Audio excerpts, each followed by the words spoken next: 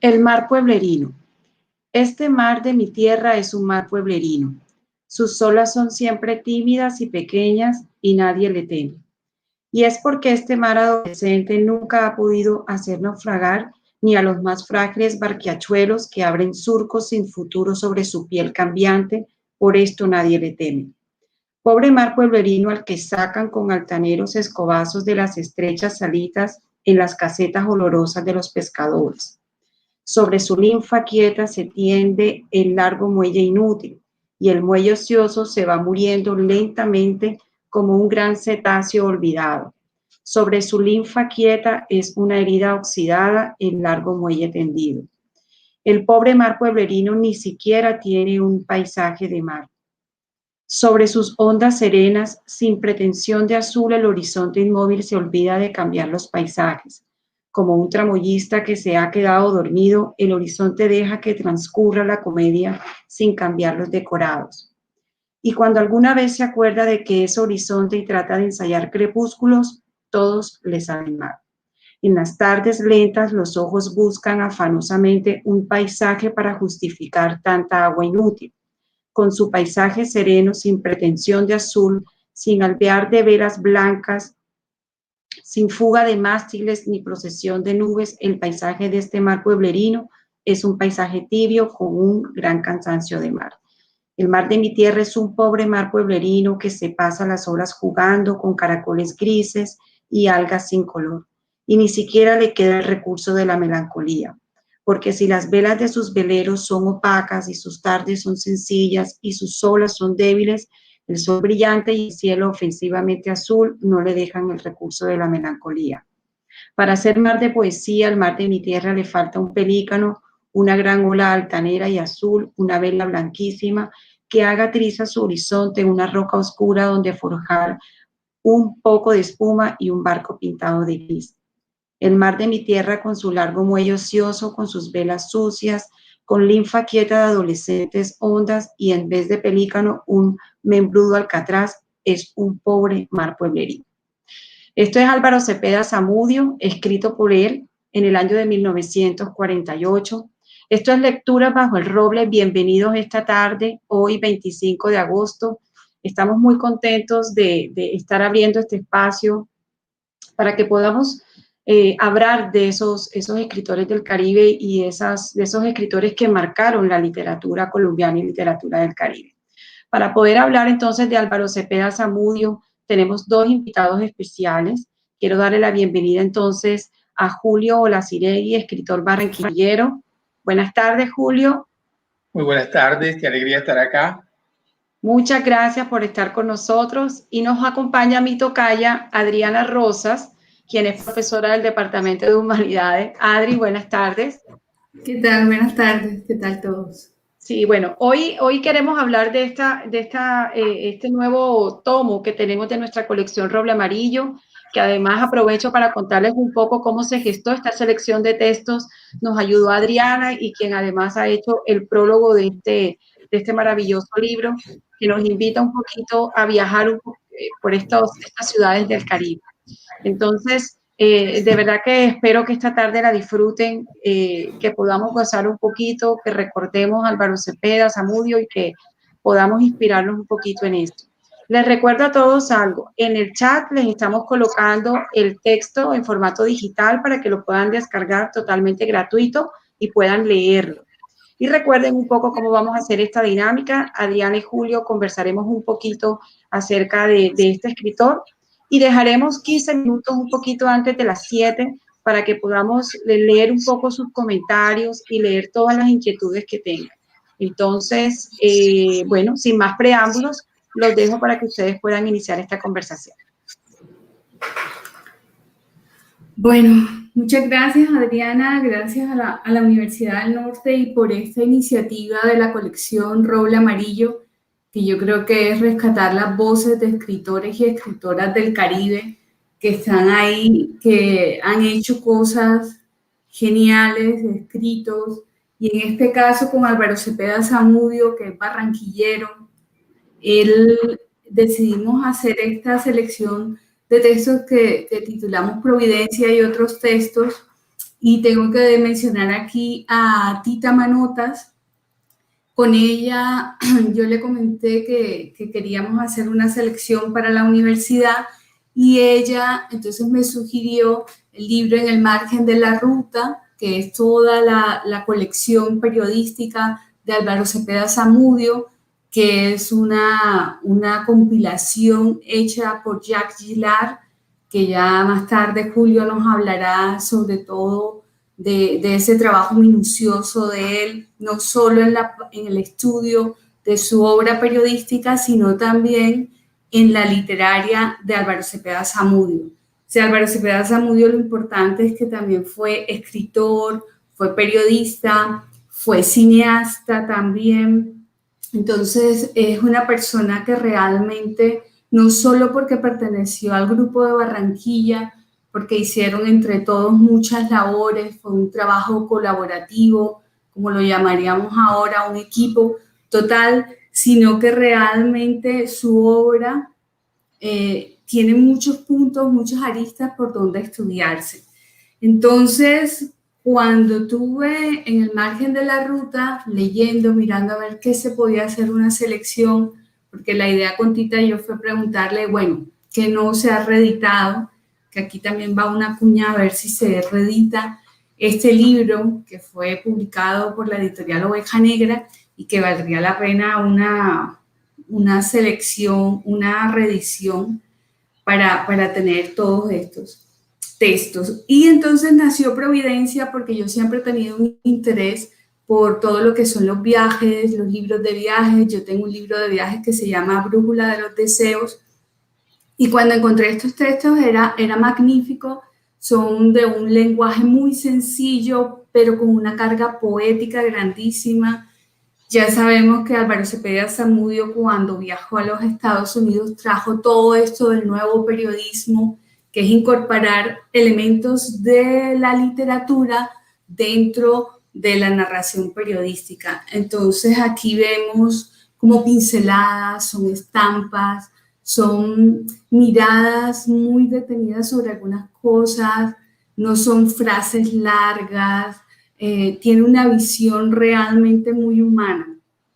Y se hizo con Providencia y otros textos, y por eso los primeros textos tienen que ver con San Andrés y Providencia, porque, bueno, hay un gusto especial que tengo por Providencia y toda su obra literaria. Más tarde hablaremos con sobre Hazel Robinson, una escritora de San Andrés, y la idea era rescatar y mirar la vigencia que todavía tienen los textos de Cepeda Zamudio en la actualidad, porque él también es crítico, no solamente está ahí como viendo algo, sino que tiene una forma crítica.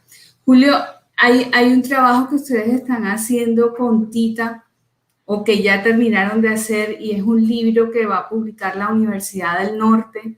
Entonces, si nos hablas un poquito también de eso, como una introducción, porque estos libros, este libro, Providencia y otros textos, tiene unos textos que son hechos antes de que Cepeda Zamudio viajara a Estados Unidos y otros que son posteriores a ese viaje a Estados Unidos. Y vemos un cambio en su escritura. O sea, realmente la escritura tiene una evolución, ha ganado otros recursos.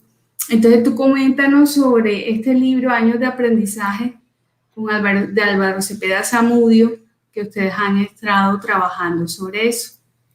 Sí, gracias. Los años de aprendizaje de Álvaro Cepeda Zamudio, bueno, el título está un poco inspirado en los años de aprendizaje de Wilhelm Meister de Goethe, o sea que es la época de formación, de juventud, se podría decir en términos más literarios, el Bildungsroman, la época en que se está formando el carácter del escritor, del artista, y está basado en unos textos que conservaba Teresa Manotas, a quien conocemos más como la Tita Cepeda.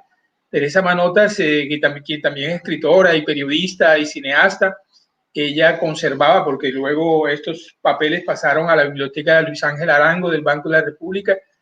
Ella conservaba cantidad de papeles de Álvaro en folders, en cuadernos, en libretas, en hojas sueltas, y que él dejó cuando falleció en 1972 a los 46 años. Él nació en 1926, nació en Barranquilla y no en Ciénaga, como a veces algunas personas dicen que nació en Ciénaga. Él nació en Barranquilla. Y Álvaro en 1949 viajó, en mayo de 1949 viajó a Estados Unidos. Él había estudiado en el Colegio Americano de Barranquilla y era bilingüe, hablaba muy bien inglés, pero luego pues tuvo que perfeccionar su inglés allá. Viajó con el propósito de estudiar literatura y periodismo. Pasó unas semanas en La Habana y luego llegó a Estados Unidos, a Nueva York y a Michigan, luego viajó a Michigan y estuvo 13 meses porque regresó en junio de 1950, regresó a Barranquilla. Todo esto ya está registrado en la memoria de García Márquez, en Vivir para contar cuenta, si se puede decir, García Márquez cuenta esta historia, esta ausencia de Álvaro Cepeda de Barranquilla. Y entonces en este año que él pasó allá, estuvo tomando apuntes, escribiendo algunos de los cuentos que serían publicados después en 1954 en el libro Todos estábamos a la espera, que como ustedes recuerdan, dice él en el prólogo, son cuentos de una gran soledad que capta en estos personajes y de los cuales podremos hablar después. Es cierto que él, bueno, en Estados Unidos ya pues se dedica a leer más a fondo a los grandes escritores norteamericanos de la época, William Faulkner, a Truman Capote, a Saroyan, a Steinbeck, a James Joyce, que admiraba muchísimo, pero también leía a García Lorca y leía a otros escritores, seguía leyendo escritores españoles como Azorín, como Pío Baroja. Él era un loco por la literatura y por el periodismo, estuvo en la Universidad de Columbia y bueno, estos 13 meses que pasó en Estados Unidos fueron muy fructíferos y dejó muchos papeles, como decía al comienzo, de los cuales hemos sacado muchas de esos textos están escritos en inglés porque eran tareas, o sea que descubrimos con Tita que las tareas eran hechas en redacciones en inglés basadas en su infancia. Y hay unas historias muy bellas de él, de niño, escritas como redacciones para los cursos, y son algunos de estos textos los que saldrán en este libro que la Universidad del Norte ha tenido a bien proyectar y que saldrá próximamente, quién sabe si este año o el próximo, los años de aprendizaje, donde están, como les digo, todos estos proyectos y textos de los cuales les puedo leer uno que seleccioné para esta tarde, pero bueno, más adelante. Yo creo que Adriana tiene bastantes historias que contar relacionadas con Providencia, con lo que, cómo fue Cepeda Zamudio de visionario al hablar de los problemas que se presentarían en estas islas. Y también sé que el padre Adriana estuvo también allá en San Andrés y Providencia en esos años, que fue en 1953. No sé si nos puedas ampliar un poco más esto, Adriana. Sí, Julio, es bastante interesante porque estas crónicas de él, que a veces podremos llamar mini crónicas o estampas o pinceladas sobre viajes que él hace, eso es Rojas Pinilla, el dictador, decide ir a San Andrés. Ya sabemos el olvido en que se encontraba el archipiélago de San Andrés y Providencia, pertenecían a Colombia, pero como lo comenta Hazel Robinson en sus libros, era simplemente algo que estaba ahí, exponían la bandera en la intendencia, pero ya estaba.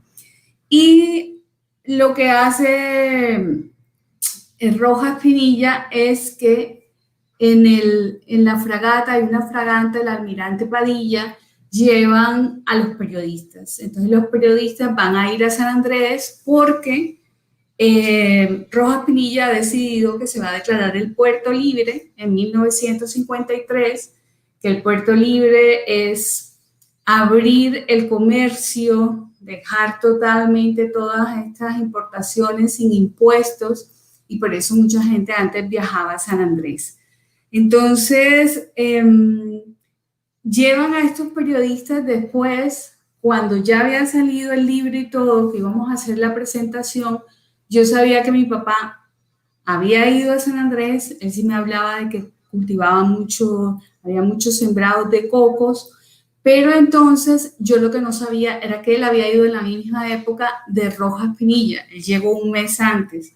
Entonces, aquí uno corrobora algunas cosas que escribe Cepeda Zamudio, y algo que a mí me parece muy humano y que ya está esa parte literaria de él desde siempre, es que en el comienzo de Las Gentes dice lo siguiente: las gentes de la isla son alegres. En el bar tropical siempre hay un bar en cualquier pueblo, que también tiene el patio abierto sobre el mar.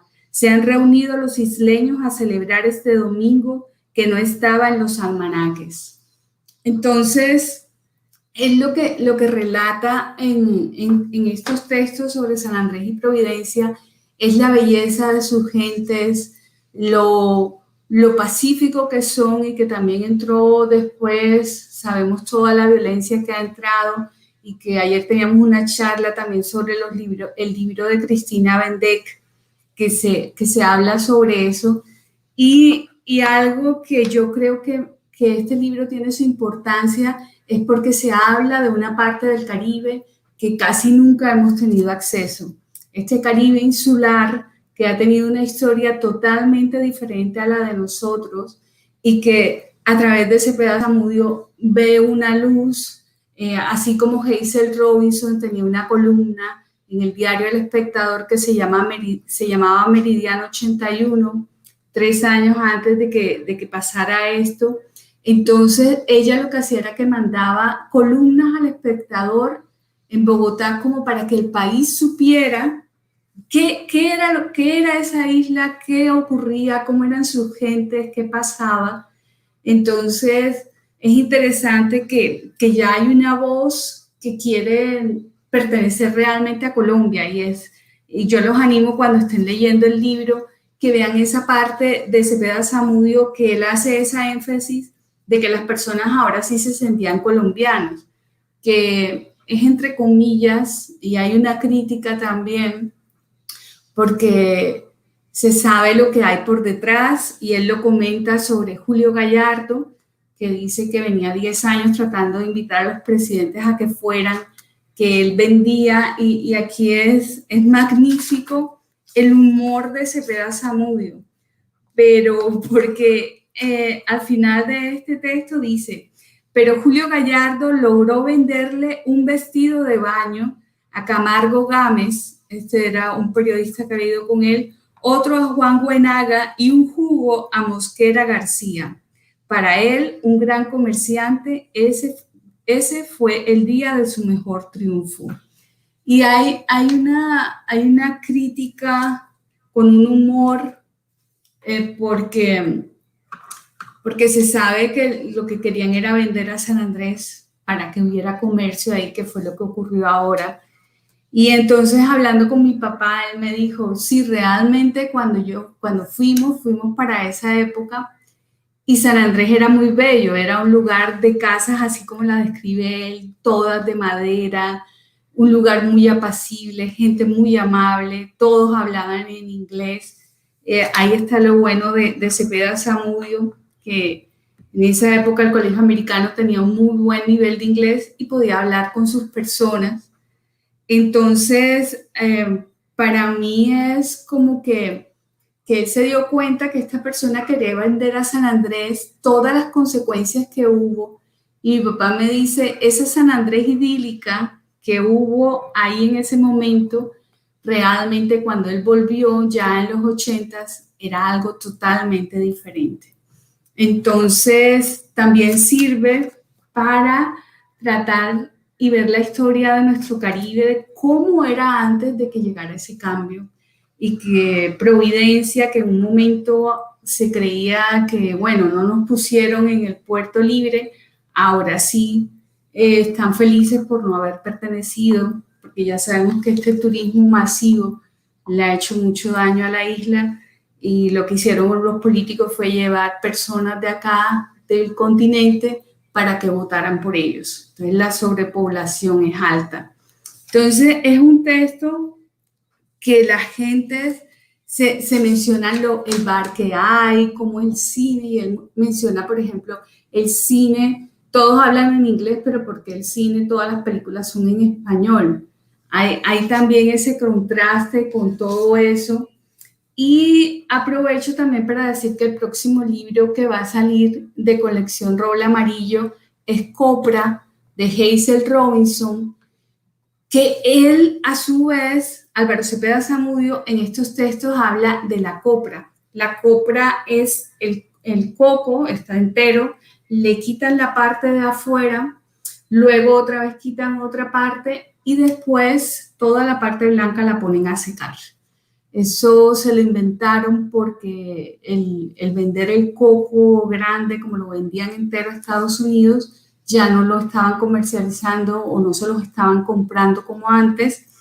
Entonces, también Cepeda Zamudio habla de Copra. Y Copra es el libro de la colección Roble Amarillo que va a salir, que primero hablamos con Hazel Robinson para que fuera su libro Si Je Puis, luego lo sacó la Universidad Nacional y ahora afortunadamente le vamos a publicar ese libro, o la universidad le va a publicar ese libro, que es recuperar también, yo creo que toda esa parte histórica y conocer a sus gentes, y sobre todo para que San Andrés y Providencia tenga sus propios textos que le puedan servir a todos para esa labor de identidad. Entonces, vamos a hacer lo siguiente, desde San Andrés y Providencia hay bastantes textos, entonces vamos a dejarlo ahí como que sea un punto que vaya uniendo toda nuestra charla, pero Cepeda Zamudio se sale también de este Caribe insular y él tiene unos textos sobre Ciénaga. Julio, que tú has hecho un artículo muy bueno que se llama La infancia cienaguera de Cepeda Zamudio, que salió en el libro que se llama Álvaro Cepeda Zamudio, obra literaria. Es una edición crítica hecha por Jacques Gillard y Fabio Rodríguez Amaya, que hay una compilación de textos por estudiosos de todo el mundo, y así podemos ver también como toda la importancia de la obra de Cepeda Zamudio, no solo aquí en Colombia o Latinoamérica, sino también a nivel mundial. Entonces, si nos hablas un poquito de eso.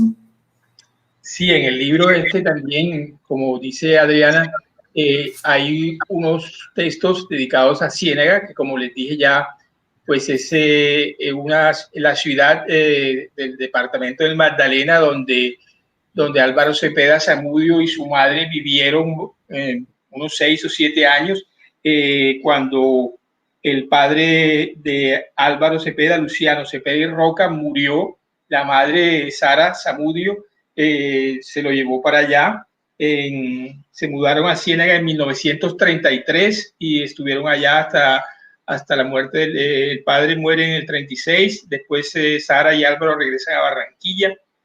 Desde Barranquilla a Ciénaga en esa época el viaje se hacía por barco, por los caños, hasta llegar al mar.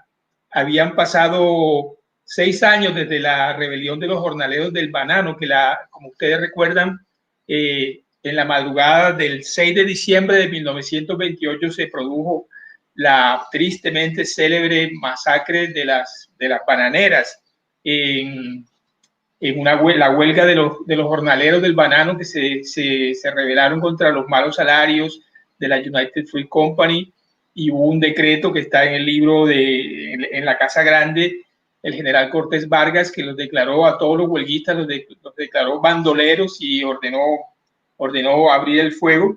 Les voy a leer un comienzo célebre de los soldados. Son 2 soldados que van a reprimir la huelga. Uno dice: ¿estás despierto? Sí. Yo tampoco he podido dormir. La lluvia me empapó la manta. ¿Por qué llueve tanto si no es época? ¿Por qué crees tú que llueva tanto? No sé, no es época. ¿Quieres un tabaco? Bueno, qué vaina, se me mojaron todos. No importa. ¿Cómo vamos a fumarlos así? No importa. A ti nunca te importa nada. Apuesto a que tampoco te importa que la lluvia no nos haya dejado dormir. la lluvia no me molesta. Entonces, ¿por qué no has dormido? He estado pensando. ¿En qué? En mañana. ¿Tienes miedo? El teniente dijo que tienen armas, pero yo no creo. He estado pensando, ¿por qué nos mandaron? Este es el comienzo célebre, se llama Los Soldados, el primer capítulo de La Casa Grande, que dice García Márquez en un momento que es una transmutación poética de lo que ocurrió, aunque trata del problema social de la huelga y de la masacre, está contado de una manera que es una esencia poética de los acontecimientos que ocurrieron en esa noche y los días siguientes, que hubo matanzas de obreros en otros pueblos, en Sevilla, en otros pueblos de la zona bananera. Y para mí, la infancia de Cepeda en Ciénaga me parece que lo marcó muy a fondo, porque aparece hasta en su último libro, en los cuentos de Juana, en 1972, su último libro, aparece, por supuesto, en La Casa Grande, y también en Todos estábamos a la espera. Hay un cuento, Vamos a buscar a Regina, que es el único cuento que se sale del ambiente de Nueva York, y la historia transcurre en Ciénaga. Entonces, para mí, viendo la fortuna que tuvo la Casa Grande en el teatro colombiano, con Carlos José Reyes, con Santiago García, con Enrique Buenaventura, que adaptaron. Al comienzo fue Carlos José Reyes quien hizo la primera adaptación para el grupo de teatro de la Universidad Nacional que tenían ahí con Santiago García. Después fue que se fundó el Teatro La Candelaria. Carlos José Reyes había leído el diálogo de los soldados, este breve diálogo que les leí. Son dos soldados que forman parte del contingente, que eran soldados cachacos, soldados de aquí, del interior del país, que vinieron a reprimir la huelga bananera. Este diálogo van los dos soldados, y Carlos José Reyes se ingenió con pocos elementos en escena, una tarima que hace las veces de barco, y van los dos soldados ahí bajo la lluvia, que van a reprimir la huelga. Ellos ni siquiera saben qué está pasando. Y este diálogo, pues después en el Teatro Experimental de Cali, en el TEC, se hizo una adaptación de La Casa Grande más completa, y eso fue en los años 60, 70. Ya marcó mucho el teatro político colombiano, y le dio a Álvaro Cepeda fue reconocido, empezó a ser reconocido por La Casa Grande. Salió en 1962, pero incluso ya antes estaba, como les digo, el trabajo en base al teatro, y llegaría al cine. Luego con Pacho Botía, que hizo la película Juana tenía el pelo de oro, que está basada en uno de los cuentos, incluso en varios cuentos de Juana, los cuentos de Juana. Y entonces, para mí, me dio al pensar que la infancia cienaguera de Cepeda le permitió disfrutar digamos, porque La Casa Grande fue adaptada a la radio, al cine un poco, y lo hizo muy conocido. La Casa Grande, pues, se sitúa dentro de la novelística latinoamericana como una obra al mismo nivel de Pedro Páramo y de otras obras, incluso de las obras de García Márquez. Él lo admiraba mucho, como ya se verá cuando cite alguna frase de García Márquez sobre La Casa Grande. Fue una obra perdón, que fue construyendo. Incluso hay una anécdota que en una época Álvaro Cepeda estaba enfermo y se tuvo que refugiar en una casa allá en Puerto Colombia, y logró terminar La Casa Grande, porque él era una persona, como lo describen quienes lo conocieron, una persona muy, muy inquieta. O sea, una persona que no se estaba tranquilo en ningún lugar. Era muy, muy amiguero, viajaba de un lado para otro, y siempre estaba como pendiente no de la rumba, pero sí de salir. Y entonces sus amigos, entre ellos Alfonso Fuenmayor y Germán Vargas, sabían que él estaba escribiendo los cuentos, y luego pasó a escribir La Casa Grande. Entonces, también podría decirles que el crítico Jacques Gillard, crítico francés americanista, que murió en 2008, hizo como ya dijo Adriana, la recopilación de las columnas del periodismo juvenil de Álvaro Cepeda. Dice periodismo juvenil 1944-1955, y entonces en este libro encontramos bueno, las columnas que están en el libro de Roble Amarillo, Providencia y otros textos, pero hay muchísimas otras columnas sobre diferentes temas, y de ello les hablaré posteriormente. Creo que ahora Adriana va a continuar con otros tópicos del libro Providencia y otros textos. Bueno, entonces volviendo a Providencia y a San Andrés, que como dijimos va a ser el canal que nos va a unir un poco todo este libro para ir comentándoles sobre todo. Hay una parte en los caminos de la isla que yo quisiera leerles que dice lo siguiente: en San Andrés, como en todos los pueblos que no quieren dejar de serlo, hay una sola calle, pero esta calle que comienza en el mar y se trepa por toda la isla y recorre todos los sitios para hacerlos uno solo, también termina en el mar, como las casas, porque asomarse al patio de una casa en San Andrés es casi comenzar a navegar. Y esa descripción la vamos a ver también en Copra de Hazel Robinson, cuando la protagonista está cerca al colegio bolivariano y mira hacia el mar. Entonces, a mí me gusta porque él no estuvo tanto tiempo en San Andrés y Providencia, pero alcanzó a captar rápidamente muchas cosas que sí tienen que ver con el ambiente de ellos.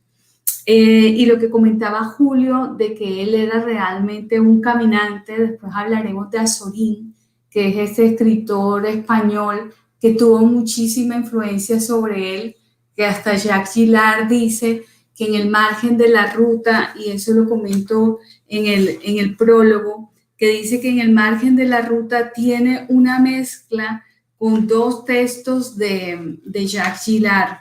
Entonces, después hablaremos, porque hay otra crónica que se titula Azorín y tiene que ver con ese efecto caminante que había en estos escritores españoles, que a él le fascinó también porque él lo era así también, y era como tratar de ver qué tiene esa Providencia. Vamos a ver la crónica de él que se llama Providencia, y hay una parte, tan pronto inicia, dice lo siguiente: en Providencia hay un colegio y en este colegio hay un niño que tiene un tambor.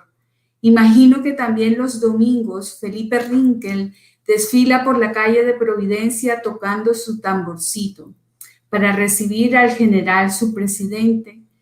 Felipe Rinkel se ha puesto su vestido blanco de uniforme y al frente de todos los niños de la isla ha iniciado el desfile hacia la casa del corregidor, que ahora se llama alcalde. Me gusta esta isla porque está lleno de niños y además porque no he visto a nadie tocar con tantas ganas un tambor como a Felipe Rinkel. Entonces vemos aquí que hay una ternura, una fuerza en la escritura. Ya en estos textos, ya él ha vuelto a Estados Unidos, ya ha tenido todas las lecturas que nos comentaba Julio, ha pasado por la Universidad de Columbia y se nota que hay un trabajo diferente a como veremos que hay en los textos de Ecuador. Y también en los que tienen que ver con el Caribe acá cercano de nosotros. Y hablando de ese Caribe cercano, Julio, hay una crónica de él que fue la que leyó un texto que yo diría que es más bien como un poema, El mar pueblerino, que lo leyó Adriana Maestre. Ese ocurre en Puerto Colombia, pero ellos también, digo ellos porque son varias personas, entre eso Gabriel García Márquez, hay todo un equipo que hacen La Langosta Azul. y la hacen aquí en la playa. Y tú tienes una historia muy interesante sobre ellos, de cómo era un miedo que había, y son varios textos que también aparecen en el margen de la ruta. Es un miedo a una hecatombe nuclear, entonces, que también se refleja en la langosta azul. Entonces, eso es una historia muy buena que tú tienes para que nos las cuentes. Sí, Cepeda Zamudio soñaba con el cine, él era, y mismo García Márquez lo dice, es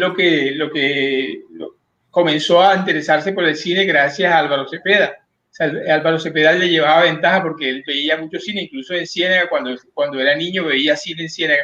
Y en La Langosta Azul está basada en un cuento, en una historia que no conocemos, pero digamos el guión lo hizo Álvaro Cepeda. Y como ustedes recuerdan, es la historia de un gringo, de un americano, un norteamericano que llega a este pueblo que era el corregimiento de la playa. Ustedes cuando lo vean, esta película se puede ver porque está en patrimonio fílmico, ha sido restaurada. Tita Cepeda la presentó este año en el Festival de Cartagena. Antes de que suspendieran el festival, ella estuvo allá presentando la copia digitalizada y restaurada de la Langosta Azul. Y es Tita Cepeda quien ha contado la historia de esta película, cómo se fue armando, cómo lograron con Luis Vicent, con Enrique Graus, con Cecilia Porras y con Nereo, que es el que hace el papel de este gringo que es una especie de investigador, experimentador, que anda con una maleta y anda buscando rastros de una langosta cuyo color se ha vuelto azul, supuestamente por unas radiaciones atómicas de una explosión nuclear que hubo. Entonces esto no es explícito, pero sí se entiende que se habla de este fenómeno de la naturaleza, que ahora las langostas son azules, aunque la película es en blanco y negro, pues se habla de esta langosta azul. Y Charles Gilard, en el prólogo del libro que ya les mencionamos, Álvaro Cepeda, dice que el joven Cepeda tenía, digamos, 23, 24 años cuando estaba escribiendo estas columnas, y era una persona que quería salir un poco del provincialismo y de Barranquilla, y se interesaba por lo que estaba ocurriendo en el mundo. Y luego, bueno, después de la Segunda Guerra Mundial y después de la explosión de las bombas atómicas de Hiroshima y Nagasaki, hubo en el mundo entero un miedo a que tiraran una bomba en cualquier lugar o que ocurriera un accidente nuclear. Más bien era el miedo a que estallara la Tercera Guerra Mundial inmediatamente con estas bombas atómicas. Y ahí, en esa generación, se ve también en un poema de Álvaro Mutis que se llama Amén, que comienza diciendo: que te acoja la muerte con todos tus sueños intactos al retorno de una furiosa adolescencia. En el mismo García Márquez también hay unos poemas que le escribió a Zipaquirá. Incluso hay una entrevista que le hizo en El Espectador en Bogotá a un sobreviviente, a un jesuita español que estaba en Nagasaki cuando estalló la bomba. O sea que había realmente un miedo en esa generación de los veinteañeros de esa época, de los años 47 y 48. Y después, bueno, el Bogotazo, la muerte del asesinato de Gaitán, que también aparece en las columnas de Álvaro Cepeda. Pero digamos que, como dice Gilard, Álvaro era muy, muy, muy consciente del peligro que había para la humanidad. Y entonces tiene incluso una columna que puedo leer algún fragmento, se llama El hombre pesimista. Es un hombre que pasa todo el día en la calle, es un ciudadano. Este hombre regresa a su casa por la noche. Dice: este hombre de costumbre jovial y despreocupado ha pasado el día con desasosiego inusitado. Puede decirse que ha estado casi melancólico. Ya es mucho decir, pues la melancolía es una cualidad superior. Y en su periódico, el que compra indefectiblemente todas las mañanas, con el cual está plenamente identificado, ha visto una noticia. La ha visto casualmente. es una noticia pequeña, un cuadro apenas perdido entre los titulares abultados. La nota habla de las nuevas armas que preparan las grandes potencias para asegurar una rápida victoria si llegara a suceder otra guerra. Entre estas armas, dice el texto, hay una capaz de exterminar todo vestigio vegetal o animal sobre la tierra. Y en este texto, al final, dice Cepeda, ahora al llegar a su casa ya este hombre sabe por qué ha estado preocupado durante todo el día. Ha visto la posibilidad de ver destruida su felicidad y eso le ha hecho sentirse pesimista. Pero de pronto, en el ambiente seguro de su casa, este hombre ha caído en la cuenta de algo que él había olvidado al leer el periódico esta mañana. Él no vive en los Estados Unidos, ni en Rusia, ni en Europa. Esas bombas nunca podrán caer en Barranquilla. No hay pues que preocuparse. Eso de pensar en los problemas del mundo es para los poetas y los filósofos, dice Álvaro Cepeda en este texto que, como les digo, pues reflejaba ese temor que había en la época. Y Gilar y también Fabio Rodríguez Amaya destacan que en realidad Álvaro Cepeda era realmente un experimentador, él va a experimentar en sus cuentos y no le preocupaba tanto la forma, sino el cuestionamiento de la forma en estos cuentos. Y en estas columnas trataba temas locales, ejercía su sarcasmo contra los gobernantes y, como dice Gilar, tenía interés por alborotar el ambiente con sugerencias maliciosas. Tenía voluntad de promover toda clase de actividades culturales, defensa de elementos del folclore, en la medida que expresaban una forma de ser. Dice también Gilar que él desde el comienzo se propuso contribuir a modernizar y universalizar la literatura colombiana. Y en ese sentido el periodismo le sirve de trasfondo a sus primeros planteos estéticos. Él tenía, como ya se dijo, tenía la vocación del periodismo, la literatura y el cine. Y en esto, bueno, fue un maestro y cuando publica en 1954, todos estábamos a la espera, fue saludado por gente como Héctor Rojas Erazo, por Telles, Hernando Telles, por Juan B. Fernández, Reno Whisky, Heraldo, por Germán Vargas, por el propio Álvaro, por el propio Gabriel García Márquez. Bueno, luego les puedo hablar en detalle de estos cuentos y más adelante de Juana. Ahora creo que Adriana va a continuar explorando los tesoros que hay en este pequeño volumen.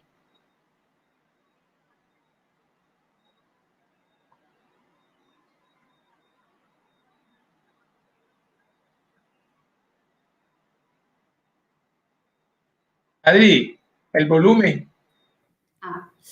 Estaba en silencio, gracias. Sí, que decía que es muy bueno Providencia y otros textos porque ya se anticipa algo de aquello de los cuentos, que él también trabaja el cuento. A mí me gusta mucho el que se titula El pueblo de Lilia, que es lo que ya tiene que ver con el Ecuador, y diríamos que es un mini cuento que está ahí adentro y que siempre Cepeda Zamudio, por ejemplo, para talleres de escritura creativa, uno trabaja mucho el cuento de Vamos a matar a los gatitos y toda esa semejanza que hay o las alusiones que hay a Hemingway con los asesinos. Entonces es casi todo el diálogo prácticamente, solamente hay 2 párrafos, son diálogos. Entonces a uno le gusta ver cómo hay esos juegos, cómo explora, cómo es también vanguardista, porque eso fue Cepeda Zamudio, un vanguardista total para aquí en Barranquilla, aquí en Colombia. Entonces, aprovecho también para decir que la Universidad del Norte el próximo año va a abrir una maestría en literatura y escritura creativa, es en asocio con el Departamento de Humanidades y Filosofía y el Departamento de Español.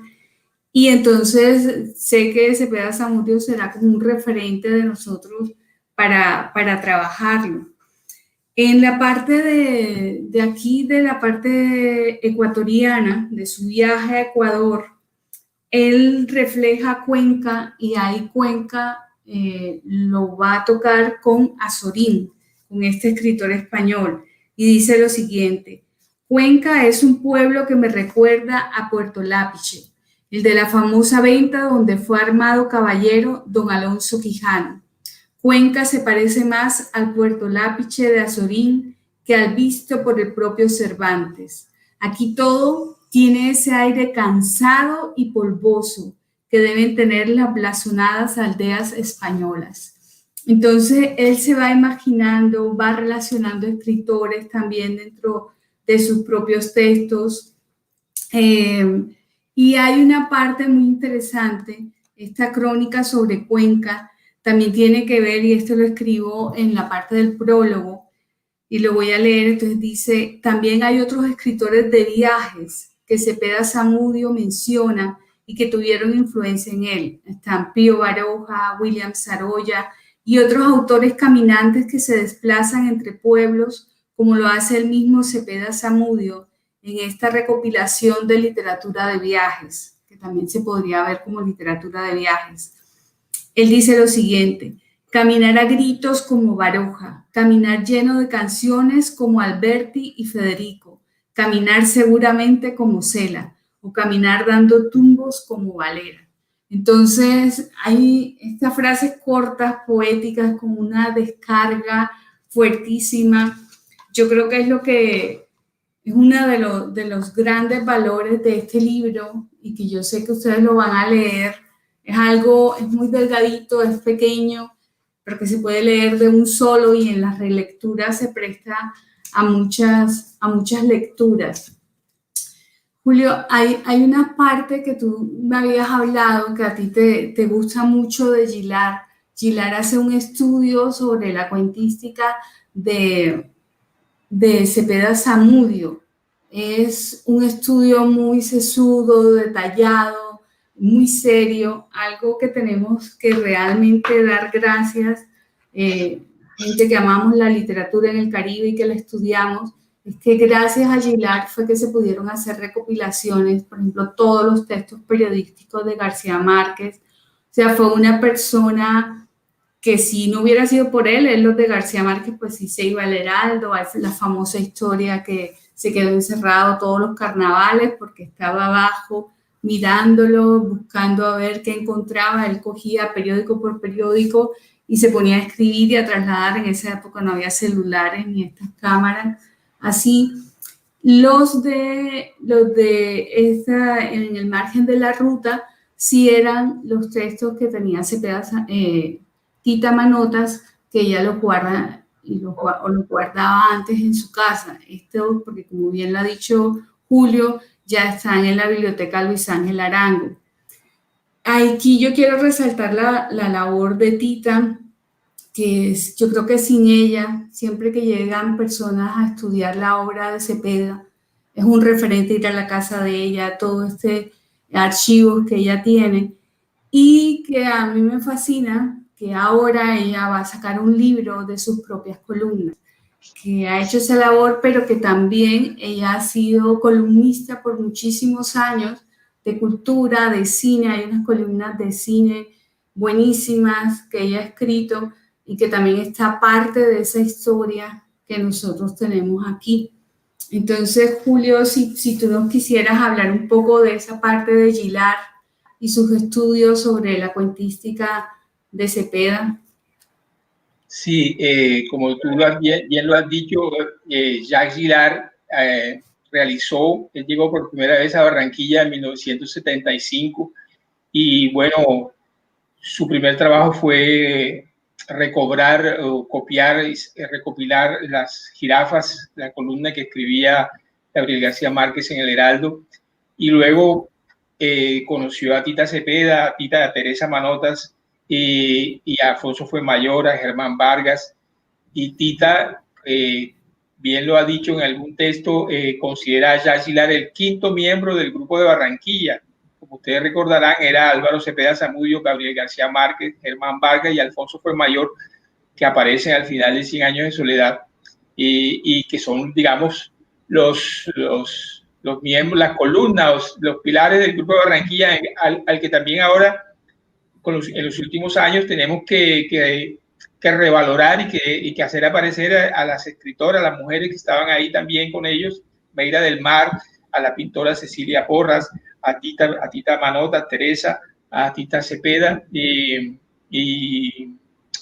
por último a Marvel Moreno, que viene después por la edad cronológicamente, pero digamos que el Grupo de Barranquilla siempre se habla de los hombres, de los machos, pero nunca se menciona a estas mujeres, entre ellas la pintora Frida Sargent, también están todas ahí, estas compañeras, estas escritoras, estas artistas y la labor de ellas. Entonces Tita Cepeda ha reconocido que Jacques Gillard, la importancia que tuvo, una gran importancia, porque bueno, los textos estaban, digamos, empezaban a conocerse después de 100 años de soledad, hubo todo este boom en torno a García Márquez, pero digamos, el periodismo estaba en la hemeroteca del Heraldo, en el sótano, y ahora, bueno, publicaron 4 tomos, y también las columnas de Álvaro Cepeda, y con razón Tita lo llama el 5º miembro del Grupo de Barranquilla. También recuperó el periódico El Semanero en Crónica. La Universidad del Norte hizo una edición de los volúmenes, de los ejemplares que se conservan.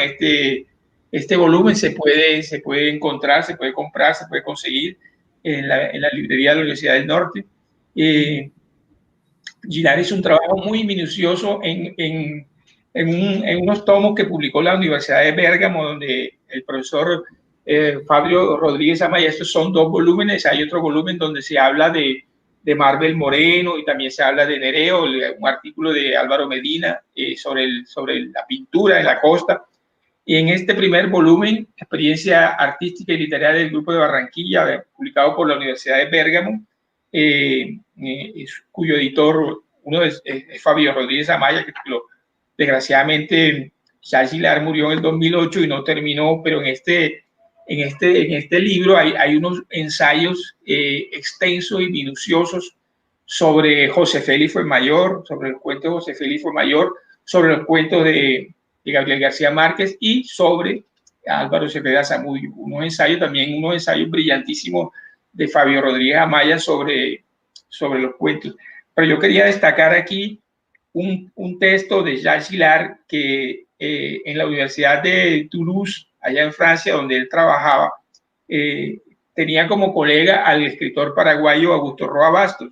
Y un día, cuenta Jacques Gillard, le pasó el libro de Álvaro Cepeda Zamudio a este escritor Augusto Roa Bastos, curiosamente, para saber qué pensaría este gran escritor paraguayo del libro, y dice así: en su opinión, no hay casos de que se haya planteado un escritor con tanta claridad la necesidad de asimilar el ejemplo de la mejor literatura norteamericana de los años 30 y 40 para colocar a la narrativa del subcontinente sobre sus carriles de definitiva universalidad.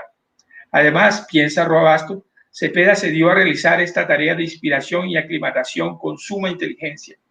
En los cuentos de Todos estábamos a la espera hay, según el maestro paraguayo, grandísimos textos que merecen ser difundidos ampliamente, mucho más en todo caso que en reediciones meramente nacionales. Y dice Gillard que le preguntó a Roa Bastos cuál era de los cuentos del libro, cuál prefería. Y dijo que el cuento que prefería era Hay que buscar a Regina. Dice, impresión mía, se trata probablemente, dice Gillard, del más tardío de los textos que integran el libro y corresponde al momento en que Cepeda había alcanzado una fluidez y una habilidad narrativa que, además de situarlo entre los mejores del continente, son tan grandes que ya ni se notan. O sea que en este cuento que vuelve a Ciénaga, que era, dice Roa Bastos. Entonces Gillard, en este libro que ya mencionamos de las columnas del periodismo juvenil de Cepeda, también hay unas columnas, destaca otra columna muy importante de Cepeda, donde Cepeda reconoce la importancia del Ulises de James Joyce y dice que la novela moderna comenzó con el Ulises de Joyce en 1922 y destaca, por ejemplo, también a Faulkner. O sea que nos damos cuenta que Cepeda Zamudio le gustaba escribir y todo, pero también era un amante, hubiera sido un gran profesor de literatura porque era muy, muy curioso y muy interesado en estudiar la literatura a fondo. Las grandes obras, en este libro que va a salir, Los años de aprendizaje, tiene un texto sobre lo que se podría llamar el canon de la literatura colombiana, donde menciona El Carnero, menciona a la Marquesa de Yorumbó, menciona los poemas de Castellanos, las elegías de los hombres ilustres, y termina con García Márquez. En esa época García Márquez tenía menos de 30 años. O sea que todavía tenemos tesoros por descubrir en la obra de Álvaro Cepeda, como este libro que les anunciamos, Los años de aprendizaje de Álvaro Cepeda Zamudio. Creo que Adriana va a seguir por otro lado para ya ir redondeando y no sé qué otro sobre Providencia, otra anotación. Creo que para terminar aquí con esta parte, ya vemos a Adriana Maestre y veo la hora, entonces ya es tiempo de preguntas de las personas. Entonces, hablar de esta parte de las crónicas que tienen que ver de los textos sobre Ecuador, que son unos viajes, ya sea en tren, hay unos en tren por pueblos, entonces son todos estos pueblos de los Andes, pero también hay unas historias, hay Thalía, hay una loca de Guayaquil, hay eso que pasa aquí que a veces se enfrentan, desafortunadamente no es bueno porque todos somos iguales, la gente del interior con la gente de la costa, igual pasa en Ecuador. Entonces, es como un recorrido con baile, porque también hay bailes, hay un poco de mujeres que están ahí, de unas miradas, sobre todo, es ver cuáles son las miradas que se están dando a ese viajero. Entonces, Adriana. Bueno, Adriana y Julio, ha sido una maravilla escucharlo. Yo creo que ha sido muy inspirador toda esta información que han compartido con nosotros. Tal cual como lo dice Julio, me gustaría acotar sobre eso, además, que próximamente estaremos publicando los años de aprendizaje. Julio, tú al inicio hablabas que tenías un texto que querías leernos, algo que tenías por allí preparado. Me gustaría sería muy bonito que lo cerráramos con eso como un abrebocas de lo que próximamente podremos tener también. Aquí lo tengo. Mientras Julio encuentra el texto, yo digo solo algo.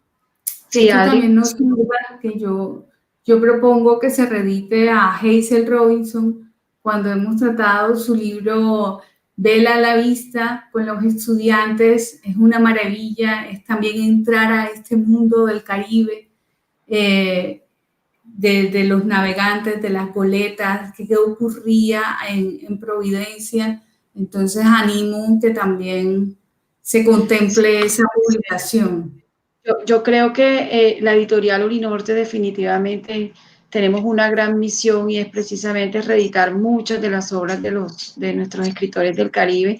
Creo que ha sido un buen inicio, ya más de 20 publicaciones que llevamos con la colección Roble Amarillo, pero yo creo que ya podemos ir también pensando en otras cosas, así que gracias por esa sugerencia, Adriana, porque sí, son bienvenidas todas esas nuevas. Yo creo que hay mucho por hacer ahí. Con el libro que van a sacar ahora de Álvaro Cepeda Zamudio, ya es entrar sobre literatura del Caribe, recuperar esos textos que están ahí. Así es. Julio, ¿nos vas a leer entonces un poquito de los años de aprendizaje? Sí, es un texto que se llama Ella ganó la pelea. Finalmente encontré un camino fácil para evitar 2 viajes mensuales a la peluquería. Dejaría crecer mi cabello tan largo como cuando tenía 4 años.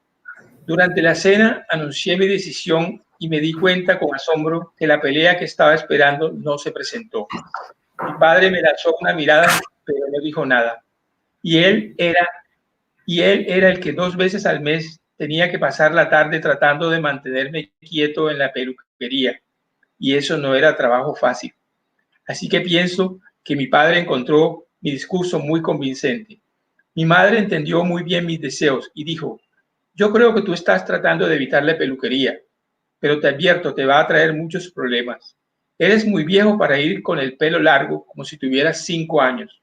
Y si a tu padre no le importa que su propio hijo lleve el cabello como una niña, a mí sí me importa. Si el cabello largo era bueno para mí cuando tenía 4 años, no veo por qué no es bueno ahora que tengo 9. Y si a los 4 yo no me estaba comportando como una niña, ¿por qué a los 9 sí? Y usted sabe que yo no soy una niña. Cuando Jesucita se mudó en la casa que mi padre había construido al lado de la nuestra, yo me sentía muy bien con el cabello largo. En la escuela mis amigos ni se fijaban en mi cabello. Si podía jugar fútbol muy bien como para ser miembro del equipo oficial, a ellos no les importaba si jugaba con el pelo largo o corto. Esto y un par de peleas a la semana eran suficientes. Pero Jesucita criticaba mi pelo largo y trató de muchas maneras de convencerme de que me lo cortara. Ella no se sentía muy segura viéndome pelear a cada rato con aquellos que se atrevían a dudar de que yo era un hombre de verdad. Después de cada pelea, yo le prometía que me cortaría el pelo, pero cuando pensaba en la peluquería, olvidaba todas mis promesas.